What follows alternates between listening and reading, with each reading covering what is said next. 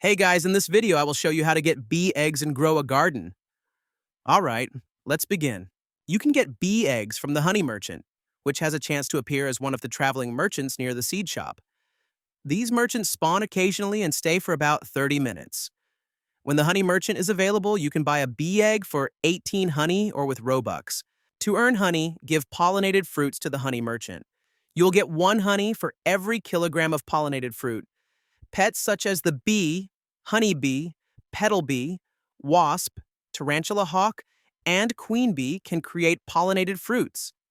If you don't have these pets, you can trade or ask friends for pollinated fruits to start. For the best results, plant coconut trees, as coconuts weigh the most.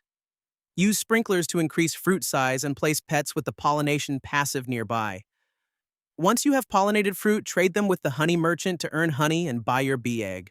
So that's basically how you can get bee eggs and grow a garden. That's it for this video. Thanks.